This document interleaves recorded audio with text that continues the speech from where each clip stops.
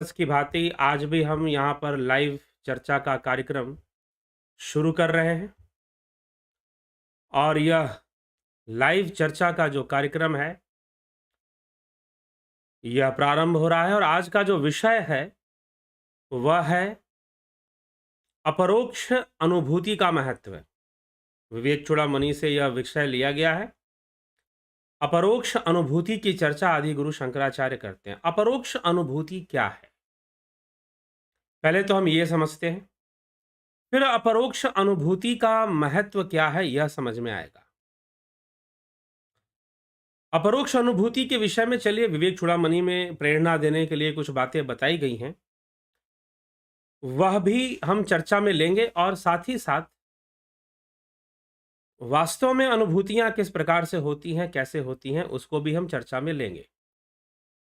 तो अनुभूतियों की चर्चा, अपरोक्ष अनुभूतियों की चर्चा उपनिषदों में भी हमने देखी है, लेकिन कोई विषय हमने नहीं लिया था अभी तक अपरोक्ष अनुभूति पर। चर्चा तो मिली है कि निहार धुमार्क अनिल नाम खद्युत विद्युत स्फटिक शशिनाम एतानी रूपानी पुरस्सरानी ब्रह्मण्य अभिव्यक्ति करानी योगे। यह भी अपरोक्ष अनुभूति की चर्चा यहां पर हो रही है।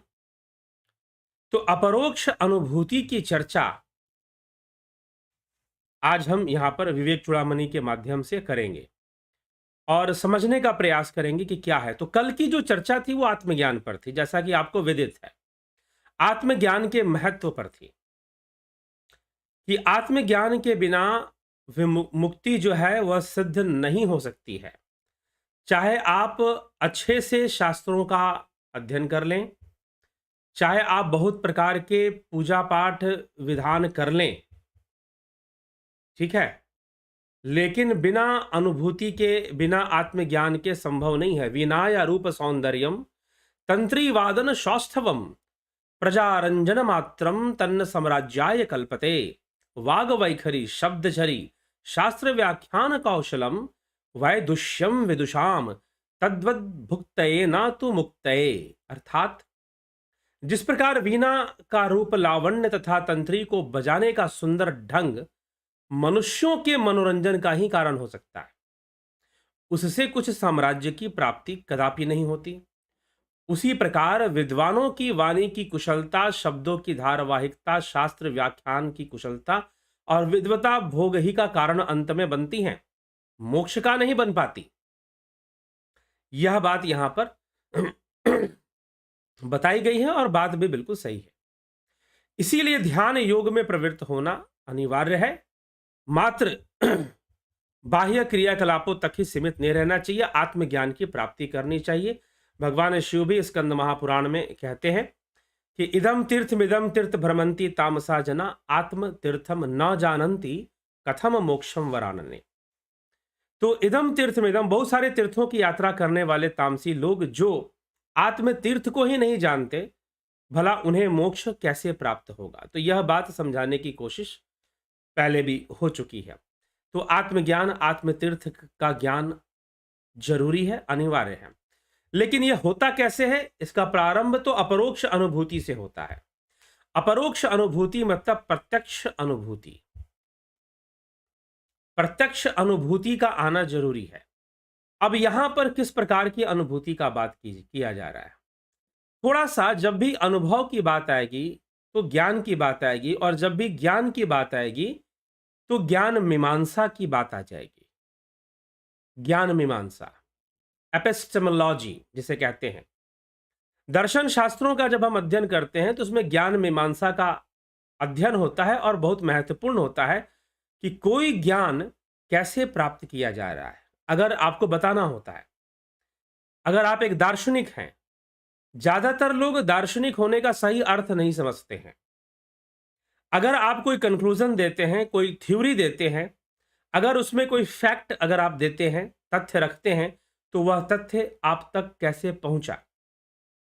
अगर कोई नॉलेज है तो वो नॉलेज आपको कैसे मिला। इस बात की चर्चा जब होगी तो ज्ञान मीमांसा की चर्चा होगी। ज्ञान की प्राप्ति कैसे हुई है, ज्ञान पर चिंतन करना ज्ञान मीमांसा है कि ज्ञान कैसे आया है। अगर आप ये कहते हैं कि बारिश हो रही है तो आपको कैसे पता चला? आपने देखा? आपने पानी गिरते हुए देखा? आपने क्या बादल देखे आकाश में? नहीं। तो आपने कैसे कह दिया कि बारिश हो रही है? आप कुछ भी नहीं कह सकते। आप कुछ भी नहीं कह सकते। तो इसीलिए ज्ञान मीमांसा से हमें पता चलता है कि कोई वस्तु का ज्ञान कैसे हो रहा है। तो यहां पर अपरोक्ष अनुभूति की बात की जा रही है। तो हम किसी का ज्ञान को कैसे प्राप्त करते हैं? ज्ञानेंद्रियों से प्राप्त करते हैं। ज्ञानेंद्रियों से हम प्राप्त करते हैं अनुभूतियां। तो ज्ञानेंद्रियों से प्राप्त होने वाली अनुभूतियां कितने प्रकार की हो सकती हैं? तो बताया गया प्रत्यक्ष, अनुमान, उपमान, शब्द, अर्थापत्ति, अनुपलब्धि। अर्थापत्ति तक की चर्चा न्याय दर्शन में की गई। वेदांत में, मीमांसा में अनुपलब्धि तक की चर्चा, 6 प्रमाणों की चर्चा होती है। तो ये जो 6 प्रमाण है वो कहीं ना कहीं इंद्रिय अनुभव पर ही निर्भर है। ये सब के सब इंद्रिय अनुभव पर निर्भर है। प्रत्यक्ष मतलब डायरेक्ट परसेप्शन। प्रत्यक्ष ही अपरोक्ष है। प्रत्यक्ष ही अपरोक्ष है। तो प्रत्यक्ष मतलब डायरेक्ट इंद्रियों के द्वारा सीधा अनुभव होना। दूसरा है अनुमान, इन्फ्रेंस। इन्फ्रेंस के माध्यम से अनुमानित होना। जैसे कि आपने पानी गिरता देख कहा बारिश हो रही है, धुआं देख कहा अग्नि अग्नि आग लगी है तभी तो धुआं निकलेगा। तो इस प्रकार से कहना, यह जो है इन्फरेंस है, अनुमान है। फिर उपमान, कंपैरेटिव नॉलेज। फिर शब्द अर्थात शास्त्रों से नॉलेज या आप्त वाक्यों से नॉलेज, ज्ञान को प्राप्त करना। फिर अर्थापत्ति, अर्थ की आपत्ति से ज्ञान को प्राप्त करना कि भाई अगर कोई बात कही जा रही है और वो नहीं हजम हो रही तो इसका मतलब कि जैसे कहा जाए कि एक मोटा आदमी दिन भर कुछ भी नहीं खाता। अरे भाई जब दिन भर कुछ नहीं खाता तो मोटा कैसे है? ये प्रश्न बन जाएगा, अर्थापत्ति हो जाएगी यहां पर कि एक मोटा आदमी दिन भर कुछ नहीं खाता। ठीक, तो दिन भर कुछ नहीं खाता इसका मतलब क्या है? मोटा कैसे है फिर खाता नहीं तो?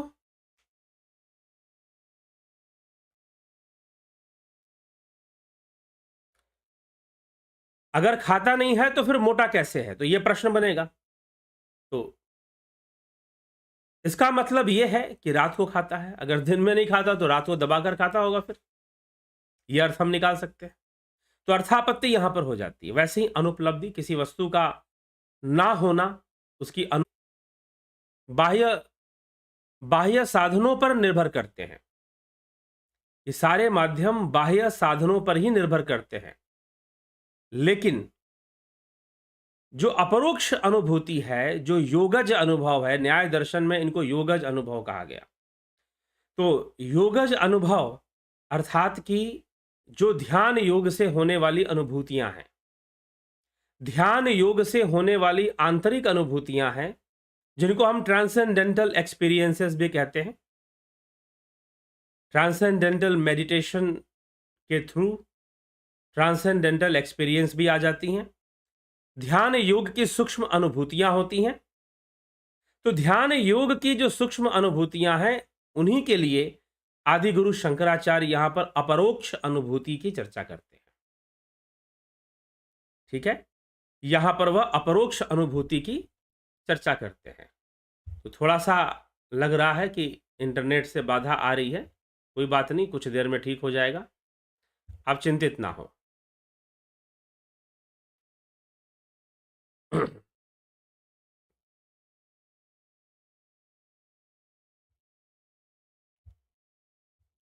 ठीक है, तो चलिए आगे बढ़ते हैं। तो अपरोक्ष अनुभूति, अपरोक्ष अनुभूति की चर्चा यहां पर हम आपको दे रहे हैं और आदि गुरु शंकराचार्य इसके विषय में जो श्लोक लिख रहे हैं, जो दे रहे हैं, क्या बातें हैं, तो वो कहते हैं बड़ी सुंदर बात है। देखिए, अपरोक्ष अनुभूति का महत्व बताते हुए समझाने का प्रयास किया गया है कि किसी वस्तु का जब तक नाम लिया जाए तो उससे कोई बात नहीं बनती। अगर आप रोटी रोटी कहेंगे तो रोटी रोटी कहने से आपका पेट नहीं भरेगा, रोटी खाने से ही पेट भरेगा। यही बात समझाने के लिए आदिगुरु शंकराचार्य ने कुछ श्लोक जो है अपरोक्ष अनुभूति के महत्व पर बताए हैं कि अपरोक्ष अनुभूति की ओर हमें बढ़ना चाहिए। अगर हम आत्मज्ञान की ओर बढ़ना चाहते हैं तो हमें अपरोक्ष अनुभूति की ओर बढ़ना चाहिए। इस पर उन्होंने ध्यान देते हुए यह बात कही है। तो अपरोक्ष अनुभूति जरूरी है, और वो कैसे, तो समझाते हुए कहते हैं, कबीर की वाणियों में भी अपरोक्ष अनुभूति की चर्चा है। जैसे उन्होंने कहा है कि धन धन कहे धनी जो होए, तो निर्धन रहे ना कोई, बिन देखे बिन अरस परस के नाम ली। धन धन कहे धनी जो होए, तो निर्धन रहे ना कोई, बिन देखे बिन अरस परस के नाम लिए। क्या होए? बिना अनुभूति के, बिना जाने, बिना देखे नाम लेने से क्या हो जाएगा? धन धन कहने से कोई धनी तो नहीं बन जाएगा। यही बात आदि गुरु शंकराचार्य यहां पर कह रहे हैं कि न गच्छति विना पाणम व्याधि औषध शब्दता, विना परोक्ष अनुभवम ब्रह्म शब्दान्नम उच्यते। औषध को बिना पिए केवल औषध नाम के उच्चारण मात्र से रोग नहीं जाता। इसी प्रकार अपरोक्ष अनुभव के बिना केवल ब्रह्म ब्रह्म कहने से कोई मुक्त नहीं हो जाता। ठीक है? मात्र ब्रह्म ब्रह्म कहने से कोई मुक्त नहीं हो जाता। तो आदिगुरु शंकराचार्य कहते हैं कि ब्रह्म ब्रह्म कहने से मुक्त नहीं हो जाओगे, धन धन कहने से धनी नहीं हो जाओगे, रोटी रोटी, चावल चावल, दाल दाल, सब्जी सब्जी कहने से पेट नहीं भर जाएगा, रसगुल्ला रसगुल्ला कहने से मुंह मीठा नहीं हो जाएगा। ठीक? तो क्या करना पड़ेगा? धन धन कहने से कोई धनी भी नहीं हो जाएगा, निर्धन ही रहेगा। आज तक किसी निर्धन को देखा कि वो धन धन करे और धनी हो जाए? तो यह संभव नहीं है। ठीक? संभव क्या है कि वो मेहनत करे, धन कमाए, कर्म करे अपना। तो यही पर आदि गुरु शंकराचार्य कहते हैं, ना गच्छति विना पाणम व्याधि औषध शब्दता, विना अपरोक्ष अनुभवम ब्रह्म शब्दान्नम उच्यते। कि जिस प्रकार मात्र औषधि का नाम लेने मात्र से, औषधि का नाम लेने मात्र से बीमारी दूर नहीं होती, वैसे ही ब्रह्म ब्रह्म कहने से किसी का मोक्ष नहीं होता, ब्रह्म ब्रह्म कहने से किसी का कल्याण नहीं होता। औषधि का नाम लेने से जैसे बीमारी दूर नहीं होती, वैसे ब्रह्म ब्रह्म कहने से ब्रह्म नहीं मिल जाएगा आपको। यह कहने का तात्पर्य है। इसलिए अपरोक्ष अनुभूति की ओर अग्रसर हुई, अगर आत्मज्ञान में लीन होना है तो ब्रह्म ज्ञान चाहिए। तो अपरोक्ष अनुभूति का महत्व यहां पर बता रहे हैं और कह रहे हैं, ना गच्छति विना पाणम व्याधि औषध शब्दता, बिना अपरोक्ष अनुभवम ब्रह्म शब्दान्नम उच्यते। ठीक? फिर कहते हैं, अकृत्वा दृश्य विलयम ज्ञात्वा तत्वमात्मनः बाह्य शब्दे कुतो मुक्ति रुक्ति मात्र फलैर निर्नाम। बिना दृश्य प्रपंच का विलय किए आत्म तत्व को जाने केवल बाह्य शब्दों से, जिनका फल केवल उच्चारण मात्र ही है, मनुष्यों को मुक्ति कैसे हो सकती है? बिना दृश्य प्रपंच का विलय किए, जब तक दृश्य प्रपंच का विलय नहीं होगा, बाह्य अनुभूतियों का निरोध नहीं होगा। महर्षि पतंजलि इस अवस्था के लिए ऋतंभरा प्रज्ञा की चर्चा करते हैं समाधिपाद में, समाधिपाद के 48वें 49वें सूत्र में। तो वो ऋतंभरा प्रज्ञा की चर्चा करते हैं। क्या है? बाह्य दृश्य का, बाह्य प्रपंच, बाह्य दृश्य का लय होना, निरोध हो जाना, उसका रुक जाना और अंतः स्थित होना। तो जब हम बाहर की अपने इंद्रियों को बाहर से मोड़ लेते हैं और अंतर में ध्यान लगाना शुरू कर देते हैं, तो अपरोक्ष अनुभूतियां आती हैं। तब अपरोक्ष अनुभूतियां आती हैं। उन अनुभूतियों को योगज प्रमाण के रूप में न्याय दर्शन ने माना है। योगज प्रमाण के रूप में मतलब अर्थात ध्यान योग के द्वारा प्राप्त की गई अनुभूतियां जो बाह्य इंद्रियों से संभव नहीं है, उनके लिए कहा गया योगज अनुभूतियां। ठीक है? तो अपरोक्ष अनुभूतियां जो यहां पर अपरोक्ष, वैसे तो अपरोक्ष का मतलब जिसका कोई परोक्ष ना हो, जो डायरेक्ट परसेप्शन हो, प्रत्यक्ष हो, लेकिन यहां पर जो आप इंद्रियों से देख रहे हैं। अब यहां पर एक बात बताइए कि इसी को अपरोक्ष क्यों कहा जा रहा है? क्योंकि यहां पर बाह्य इंद्रियां माध्यम नहीं बनती हैं। यहां पर बाह्य इंद्रियां माध्यम नहीं बनती हैं। ठीक? इसीलिए इसे अपरोक्ष कहा जा रहा है। बाहर में आप जितना कुछ भी देख रहे हैं संसार में आप जो कुछ भी देख रहे हैं वह सब कुछ परोक्ष है, अपरोक्ष नहीं है। परोक्ष कहने का मतलब इंद्रियों के माध्यम से, आप आंखों से देख रहे हैं, आप कानों से सुन रहे हैं। ठीक? तो ये सारी चीजें परोक्ष हैं, अपरोक्ष नहीं है। यह बात इस प्रकार से समझनी चाहिए। तो अपरोक्ष क्या है? जो इंद्रियों के माध्यम से ना हो, जो योगज अनुभव हो, ध्यान योग के द्वारा जो अनुभूतियां प्राप्त हो रही हों, उनको अपरोक्ष कहा जा रहा है, जो अपने भीतर अपने आप से ही होती हैं। ठीक? अपने भीतर अपने आप से ही होती हैं। तो वह जो है, हमें वह क्रियाएं हम जब जानते हैं, साधनाएं हम जानते हैं, तो अपरोक्ष अनुभूति से जुड़ जाते हैं। तो यही आदि गुरु शंकराचार्य यहां पर कहना चाहते हैं कि मात्र दृश्य प्रपंच का विलय किए और आत्म तत्व को जाने केवल बाह्य शब्दों से, जिनका फल केवल उच्चारण मात्र है, मनुष्यों की मुक्ति कैसे हो सकती है? ठीक? आकृत्वा शत्रु संहारमगत्वा खिल भूश्रियम राजा हमेति शब्दानो राजा भवितुमर्हति। बिना शत्रुओं का वध किए, बिना संपूर्ण पृथ्वी मंडल का ऐश्वर्य प्राप्त किए मैं राजा हूं, ऐसा कहने से कोई राजा नहीं हो जाता। ऐसा कहने से कोई राजा नहीं हो जाता। राजपाट मिला नहीं, पृथ्वी का राज मिला नहीं, और तुम घोषणा कर रहे हो कि मैं राजा हूं, ऐसा कहने से कोई राजा नहीं हो जाता। ठीक? आप्तोक्तिम खननम तथोपरिशिलाधुतकर्षणम स्वीकृतिम निक्षेपः संपेक्षते नहि बहि शब्दैस्तु निर्गच्छति। त्वद्दत् ब्रह्मविदोपदेश मनन ध्यानादिभिर्लभ्यते माया कार्यतिरोहितम् स्वमलम तत्वम न दुर्युक्तिभिः।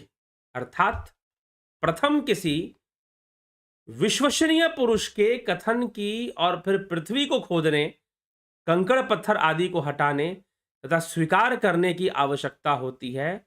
कोरी बातों से वह बाहर नहीं निकलता। अगर पृथ्वी में गड़ा हुआ अगर धन है, उसे प्राप्त करना चाहते हो, तो किसी विश्वसनीय पुरुष के कथन की और फिर पृथ्वी को खोदने की, कंकड़ पत्थर आदि हटाने की तथा प्राप्त हुए धन को स्वीकार करने की आवश्यकता होती है, तब जाकर आपको धन मिलेगा। कोरी बातों से वह बाहर नहीं निकलेगा। मात्र बातें करने से नहीं कि यहां पर धन गड़ा है, धन गड़ा है, धन गड़ा है, ऐसा कहने से कुछ नहीं हो जाएगा। कुछ लोग जो है सिर्फ बड़ी बड़ी चर्चाओं में ही अपना मन लगाते रहते हैं। इसलिए आदि गुरु शंकराचार्य यहां पे कह रहे हैं कि मात्र बड़ी बड़ी चर्चाओं को करने से नहीं होगा, ध्यान से नहीं होगा, आपको करना पड़ेगा, अभ्यास में प्रवृत्त होना पड़ेगा। उसी प्रकार समस्त माइक प्रपंच से शून्य निर्मल आत्म तत्व भी ब्रह्मविद किसी प्रेरक, किसी गुरु के उपदेश से मनन करते हुए निधि ध्यासन आदि से ही प्राप्त होता है। ठीक है? प्राप्त होता है, किसी ब्रह्मविद की प्रेरणा से ही प्राप्त हो सकता है। यह बात यहां समझाने की कोशिश की जा रही है। तो मात्र आदिगुरु शंकराचार्य का यहां पर जो फोकस है, जो ध्यान वो आकर्षित करना चाहते हैं पाठकों का और अपने शिष्यों का और जागरूक लोगों का, अद्वैत वेदांत में रुचि रखने वाले लोगों का, कि भाई तुम मात्र चर्चाओं पर निर्भर मत रहो। बातें बड़ी बड़ी कर रहे हो ब्रह्म की, आत्मा की, लेकिन तुम ध्यान नहीं कर रहे हो, ध्यान योग नहीं कर रहे हो, तुम निधिध्यासन नहीं कर रहे हो, तुम बातें बड़ी बड़ी फेंक रहे हो। तो मात्र बातें करने से कुछ नहीं होने वाला, तुम्हें अभ्यास में प्रवृत्त होना पड़ेगा, अपरोक्ष अनुभूति तक पहुंचना पड़ेगा। तो जब तक अपरोक्ष अनुभूति तुम्हें नहीं हो जाएगी, अपरोक्ष अनुभूति जो इंद्रियों के माध्यम से नहीं है, इंद्रियों के माध्यम से होने वाली अनुभूतियां क्या है? परोक्ष हैं। इंद्रियों के माध्यम से होने वाली अनुभूतियां परोक्ष हैं, और जो इंद्रियों से परे होने वाली हैं वो अपरोक्ष हैं। तो इसलिए अपरोक्ष अनुभूतियां, कबीर की कई वाणियों में भी अपरोक्ष अनुभूति की चर्चा है, ब्रह्मानंद जी की वाणी में, मीराबाई की वाणी में, संत नामदेव की वाणी में और कई संतों की वाणी में जो है आपको अपरोक्ष अनुभूतियों की चर्चा मिलती है। ठीक है? तो वो ऐसे ऐसे अनुभूतियों को चर्चा करते हैं कि हमें घट में ही दर्शन होता है, अनुभूतियां होती हैं, तो उसकी, तो इसलिए अपरोक्ष अनुभव की ओर आकर्षित कर रहे हैं कि अपरोक्ष अनुभूति की ओर आगे बढ़ो। मात्र कथा कहानी और मात्र बातों को सुनते रहने से कुछ ना होने वाला, अपरोक्ष अनुभूति की ओर बढ़ना चाहिए, ध्यान योग करना चाहिए। और ध्यान योग का जो कोर्स है, जो लोग ज्वाइन करते हैं, जिन लोगों ने ध्यान योग का कोर्स किया और जिन लोगों ने ध्यान योग कोर्स करके जो ध्यान योग जिन्होंने ज्वाइन किया और जो कर रहे हैं, ठीक, वो सब जो है ऐसी अपरोक्ष अनुभूतियों का अनुभव प्राप्त कर लेते हैं। वो सभी अपरोक्ष अनुभूतियों का अनुभव जो है प्राप्त कर लेते हैं। ऐसा देखने में आया है, ऐसा होता ही है, देखने में क्या है, ऐसा होता है। तो अपरोक्ष अनुभूतियों से जुड़ने के लिए, अपरोक्ष अनुभूतियों को प्राप्त करने के लिए ही तो यह ध्यान योग का कोर्स है। तो इसलिए निश्चित ही 29 तारीख से ध्यान योग का कोर्स शुरू हो रहा है। अगर आज जो चर्चा चल रही है ना अपरोक्ष अनुभूति का, समझना चाहते हो तो ध्यान योग का कोर्स ज्वाइन करो। अपरोक्ष अनुभूति क्या चीज होती है, बियॉन्ड सेंसेस एक्सपीरियंसेस क्या चीज होती हैं, जो ध्यान योग के द्वारा होती हैं, साधना के द्वारा होती हैं। If you want to understand then join the course of ध्यान योग और उस दिव्य अनुभूतियों को प्राप्त करो। तो अपरोक्ष अनुभूति की चर्चा आदि गुरु शंकराचार्य यहां कह रहे हैं। अंत में कहते हैं तस्मात् सर्व प्रयत्नेन भवबंध विमुक्तये स्वरेव यत्नः कर्तव्यो रोगादाविव पंडितः। इसलिए रोग आदि के समान भव बंध की निवृत्ति के लिए विद्वान को अपनी संपूर्ण शक्ति लगाकर स्वयं ही प्रयत्न करना चाहिए। उसे स्वयं अपने आप को स्वयं प्रयत्न करना चाहिए। हाँ, उसके पहले वो कह देते हैं किसी ब्रह्मविद के पास ब्रह्म विदोपदेश मनन ध्यानादि भिर्लभ्यते। सुनिए क्या कह रहे हैं, ब्रह्म विदोपदेश मनन ध्यानादिर भिर्लभ्यते, अर्थात ये किसी ब्रह्मविद की शरण में जाओ,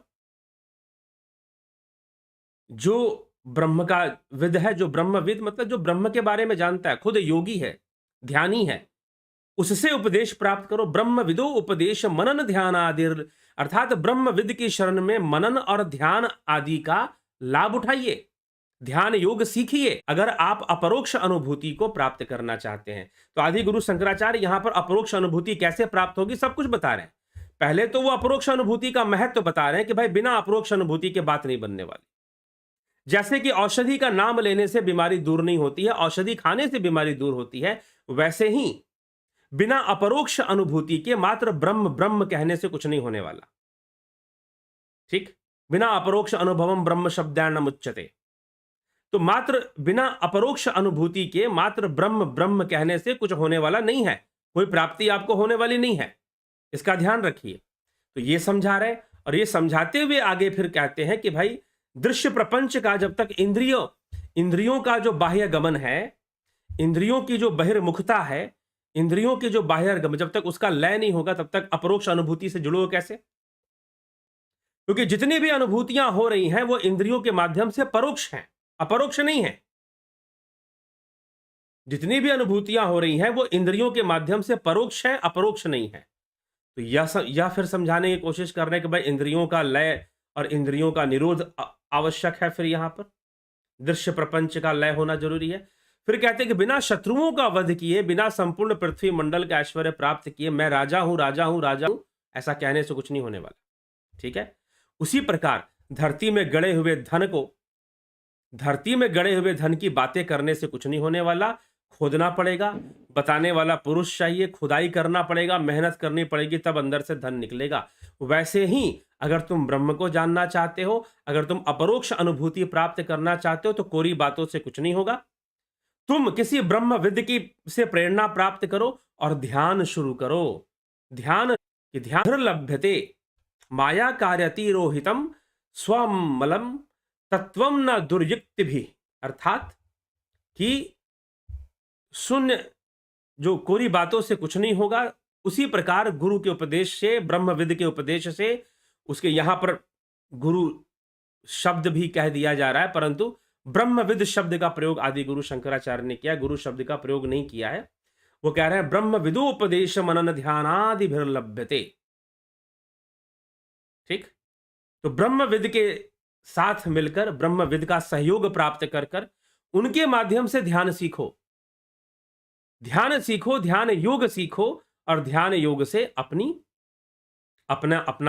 वृद्धि करो, अपने आप को आगे बढ़ाओ ध्यान के मार्ग पर और अपरोक्ष अनुभूति को प्राप्त कर लो।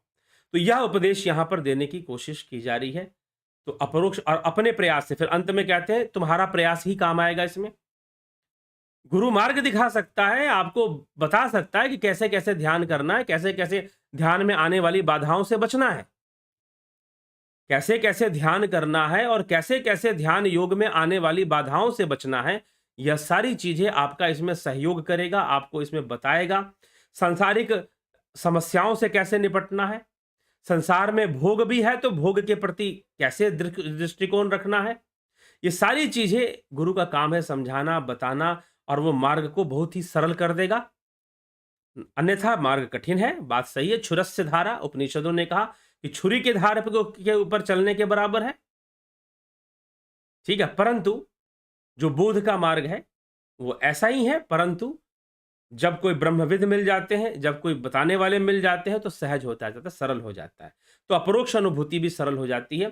तो ध्यान योग के माध्यम से ही अपरोक्ष अनुभूतियां होती हैं, और जो साधक हैं वो ऐसा करते हैं। तो कई लोग ध्यान योग को प्राप्त कर कर ऑनलाइन कोर्स के माध्यम से भी कई लोग ध्यान योग को करते हैं और अपरोक्ष अनुभूति को प्राप्त करते हैं,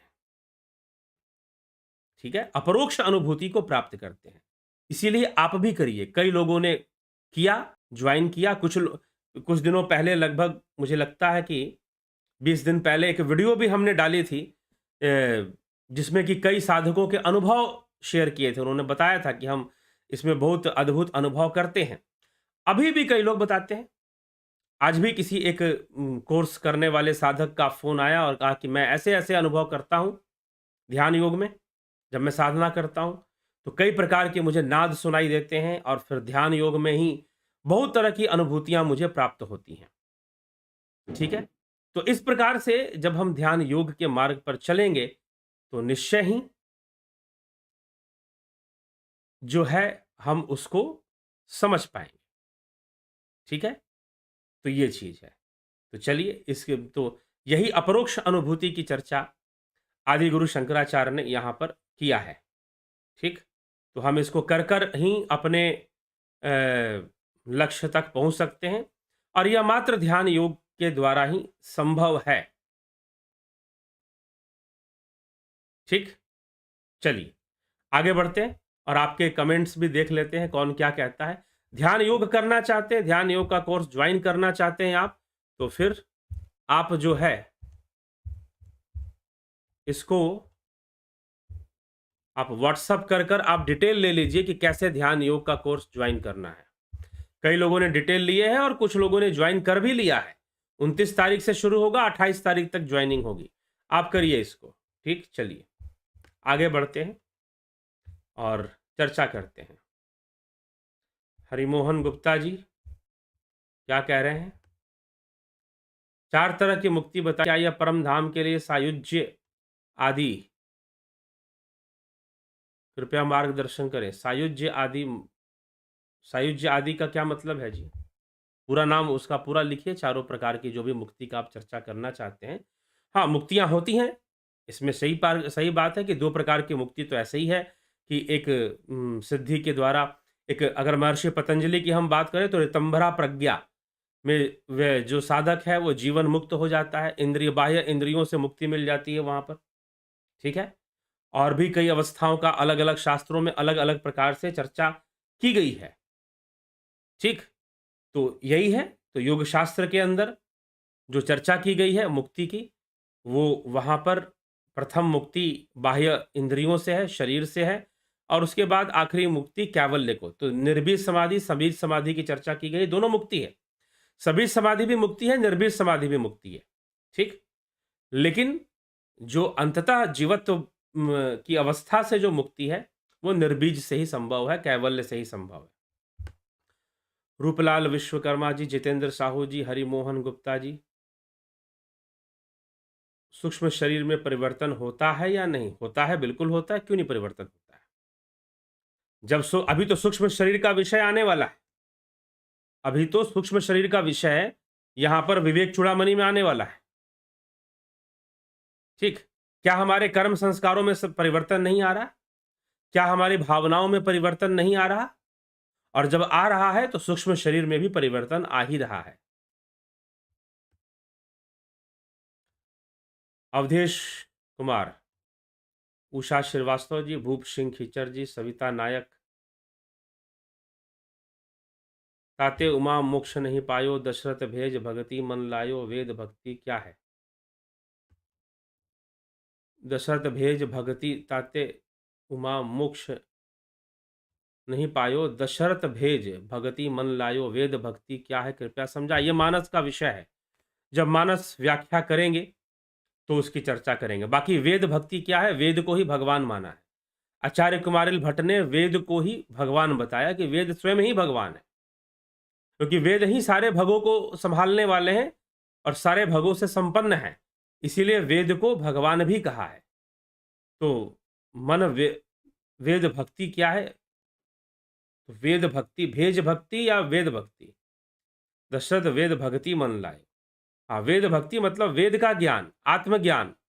वेद का संबंध भी आत्मज्ञान से है। वेद मतलब विद धातु से बना है, जिसका अर्थ ही है जानना। ठीक है, जानने का तात्पर्य है। तो और भक्ति का मतलब है योग, भक्ति का मतलब है लय, लय होना, यह भक्ति की प्रक्रिया है।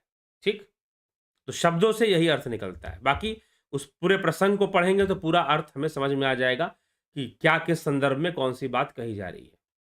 योगेंद्र पंडित, बहुत अभिनंदन है। सरोज कृष्णानी जी, बलदाऊ नाथ योगी, रमेश पेशवानी, अबनी प्रधान, राम निवास मीना, पिंटू वासवा, स्मृति रस्तोगी, बहुत बहुत अभिनंदन है आपका। विक्रम सिंह जी, कन्हाई कुमार जी, चितरंजन बरुआ जी, बहुत अभिनंदन। रोमेश चोपड़ा, गौरव जी, बहुत अभिनंदन। अर्जुन चौहान जी, ज्ञावली शर्मा, अनिल कुमार, संजय शोदिया, ओम हरि नमन, गोपाल शर्मा। जिन इंद्रियों से केवल ब्रह्म की ही प्राप्ति होती है उन्हें ज्ञान इंद्रियां क्यों कहा गया, बाह्य संदर्भ में कहा गया है। इसीलिए तो अभी मैंने चर्चा करते हुए कहा ना कि इंद्रियों का अनुभव परोक्ष है, अपरोक्ष नहीं है। इंद्रियों का अनुभव क्यों परोक्ष कहा गया है, क्योंकि यह स्थूल इंद्रियों के माध्यम से होने के कारण जीव को यह सीधा प्राप्त नहीं हो रही है। लेकिन ध्यान योग की जो अनुभूतियां हैं वह इंद्रियों से परे होकर सीधा प्राप्त होती हैं, इसलिए उन्हें अपरोक्ष कहा गया है। ठीक, स्मिता सावंत जी, बलवंत सिंह गोहिल, राधेश्याम दीक्षित जी, बहुत अभिनंदन है आपका। Great service to mankind. जी हाँ, लगे हुए हैं आप लोगों के सहयोग से।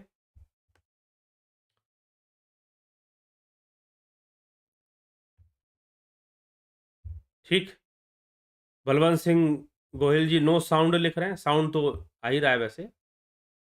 चलिए, राम प्रकाश जी, मिथिलेश सिंह जी, ज्योति दत्ता जी, मिथिलेश सिंह, श्वेता कुमारी, रचना जी, संजय कुमार। भूत प्रेत सिद्धि योग में सहायता मिलती है। शिवजी शमशान की भस्म लगाएं, ध्यान किया करते हैं, कारण बताएं। भूत प्रेत सिद्धि योग से सहायता मिलती है। सहायता मिलती है तो साथ ही साथ पतन भी होता है। उसी भूत प्रेत लोक की ओर ही जीवात्मा फिर चलना शुरू कर देती है और मृत्यु के बाद निषिद्ध गति होती है, अधोगति होती है जीवात्मा की। ठीक है, अगर वो भूत प्रेत की सिद्धियों में लगता है, इसे निषिद्ध विद्या कहा गया है। निषिद्ध विद्या जो नहीं करना चाहिए। ठीक है, इससे बचे तो बेहतर है। ध्यान योग की शक्तियों का विकास करें।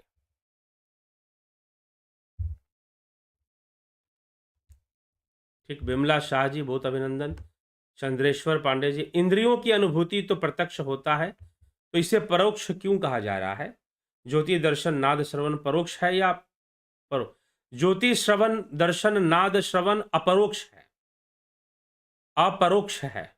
ठीक है, क्योंकि यह साधक को अपने भीतर ही हो रहा है, अपने आप ही हो रहा है। इंद्रियां माध्यम नहीं बनती हैं, जो बाह्य इंद्रियां हैं वह इसमें माध्यम नहीं बनती हैं, इसीलिए वह सब अपरोक्ष है। इंद्रियों की जो अनुभूतियां हैं इंद्रियों के माध्यम से हैं और इंद्रियों के कारण हैं, मतलब जैसा इंद्रियां दिखाना चाहती है वैसी हैं, इसी कारण से वह परोक्ष है।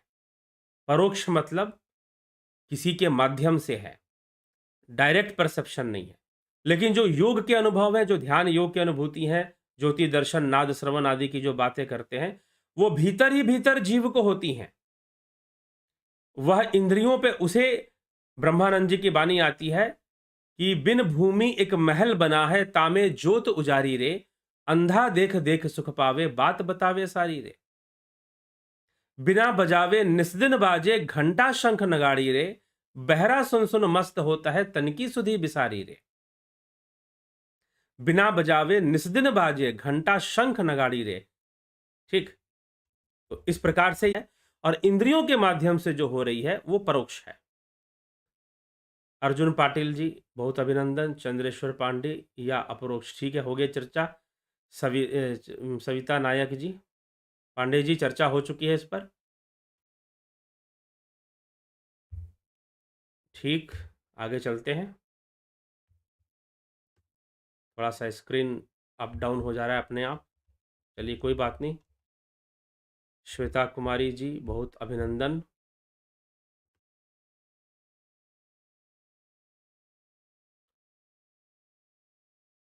मनीष देव जी के मार्गदर्शन से मुझे बहुत सी अनुभूतियां प्राप्त हो चुकी हैं। सविता नायक जी कह रही हैं, मनीष देव जी के माध्यम से मुझे बहुत सारी अनुभूतियां, मैंने आप भी हो गए, चाहे चंद्रेश्वर पांडे जी हो गए, उन्होंने, आप लोगों ने ध्यान योग का कोर्स करके बहुत सारी अनुभूतियां प्राप्त की हैं। ठीक है, गणेश पवार जी, विजय बिरादर जी, ठीक। Can you able to give briefly about अपरोक्ष ज्ञान? क्या ब्रीफली, क्या चर्चा चल रही है, आप सुनिए। और अपरोक्ष के लिए तो ध्यान योग ही करना पड़ेगा। आदि गुरु शंकराचार्य भी यहाँ पर ध्यान की चर्चा कर रहे हैं, मनन ध्यान की। क्या भक्ति मार्ग पर चलकर मोक्ष प्राप्त किया जा सकता है? जयराम जी, बिल्कुल, क्यों नहीं करेंगे। लेकिन भक्ति को पहले समझिए, आत्म अनुसंधान को ही भक्ति बताया है। पीछे ही हमने भक्ति के स्वरूप पर चर्चा की है कि भक्ति, सच्ची भक्ति कैसे होती है। तो भक्ति क्या है? आत्म अनुसंधान ही भक्ति है। ये साफ साफ इस पर चर्चा हो चुकी है पहले ही। तो आत्म अनुसंधान से मुक्ति होगी, मोक्ष होगा, क्यों नहीं होगा।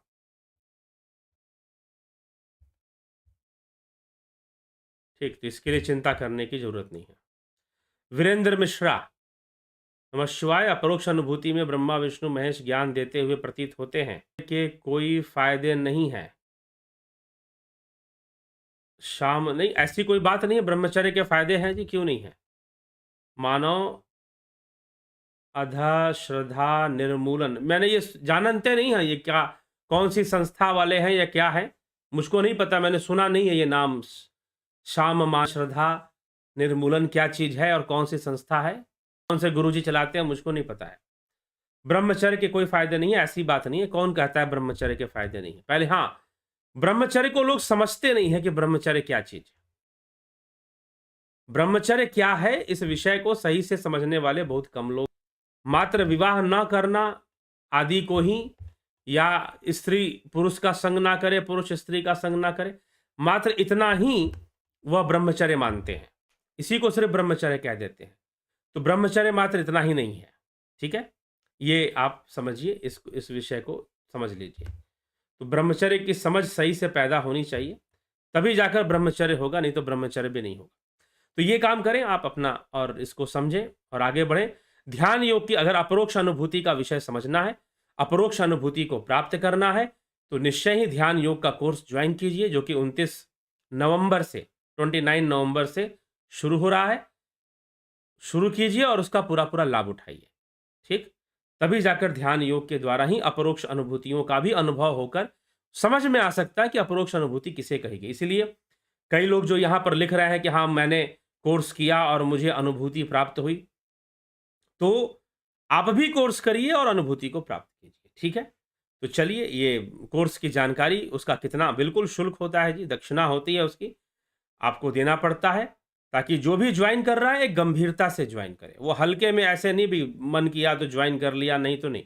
इसीलिए यह शुल्क भी है, आप इसको ज्वाइन करिए और इसका पूरा पूरा लाभ उठाइए। ठीक है, तो चलिए आगे बढ़ते हैं हम। आगे बढ़कर जो है चर्चा को आगे बढ़ाएंगे और विराम देंगे अभी। और कल जो है फिर 9 बजे हम विवेक चूड़ामणि की रोमांचक चर्चा को आगे बढ़ाते हुए अनेक महत्वपूर्ण विषयों को देखेंगे, कौन सी बात को कैसे समझाया जा रहा है, बताया जा रहा है। ठीक, तो अभी विराम देंगे और आगे जो है आपको और एक वीडियो देखने को मिलेगी। आज ही लगभग आपको 10:15 बजे आपको ब्रह्म मंडल के ऊपर ब्रह्म मंडल क्या चीज होती है, ब्रह्म मंडल का रहस्य क्या होता है। आपको ब्रह्म मंडल के ऊपर वीडियो मिलेगी, आप जरूर उसको देखिए और उसका लाभ उठाइए। ठीक है, चलिए विराम देते हैं इसी के साथ आज के विचारों को। बहुत बहुत शुभकामनाएं आप सबको, और आप सभी ध्यान योग में प्रवृत्त हों, ज्ञान को प्राप्त करें, अपना कल्याण करें और अपने साथ साथ समाज और मानवता का भी कल्याण करें। ठीक है, सनातन धर्म की समझ को लोगों के अंदर पैदा करना, सनातन धर्म की समझ को लोगों के अंदर पैदा करना, इसी उद्देश्य से चर्चाएं यहां पर लाई जाती हैं, इसी उद्देश्य से कार्य किया जाता है। तो आप भी इसमें पीछे ना रहें और इसका पूरा पूरा इस कार्य में सहयोग दें और खुद भी लाभ उठाएं और समाज को भी लाभ प्रदान करें।